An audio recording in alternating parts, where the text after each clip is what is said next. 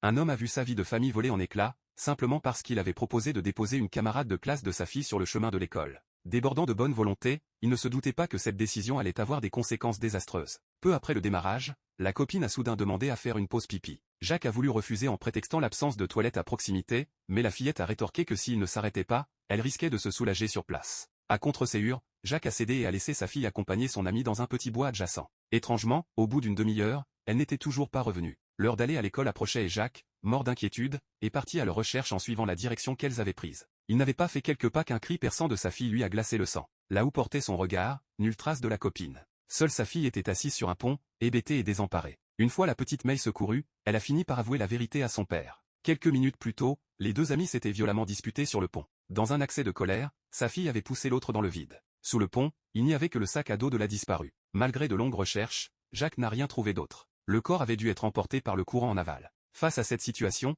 il n'avait d'autre choix que de prévenir la police. Mais après réflexion, il y a renoncé. Sa fille venait tout juste d'avoir 18 ans. Si l'affaire s'ébruitait, elle risquait de passer le reste de sa vie derrière les barreaux. De plus, Jacques n'avait pas de fils. Seule sa précieuse fille pourrait s'occuper de lui sur ses vieux jours. Après un intense débat intérieur, Jacques a finalement décidé de ne pas appeler les autorités et s'est empressé de demander conseil à sa femme. En tant qu'ex-policière, Kuiwa avait ses entrées dans le système judiciaire. Après avoir entendu toute l'histoire, le couple a choisi dans un premier temps de demander un congé prolongé au professeur principal de leur fille. Mais la famille de la disparue habitait juste à côté. Il pourrait s'en sortir un jour ou deux, mais à la longue, le père de la fillette finirait forcément par venir aux nouvelles. Comment réagir à ce moment-là? Le mal était fait, le couple devait maintenant tout faire pour éviter la prison à leur fille. Mais vu son métier, depuis qu'elle avait accepté de couvrir ce drame en faisant taire sa conscience, Kuiwa se réveillait chaque nuit en sursaut, hanté par le cadavre de la disparue. Jacques n'était pas mieux loti. Après tout, tous les enfants sont précieux pour leurs parents. Lui aussi avait le cœur lourd depuis plusieurs jours. Hélas, ce calme précaire n'a pas duré. L'inévitable s'est produit.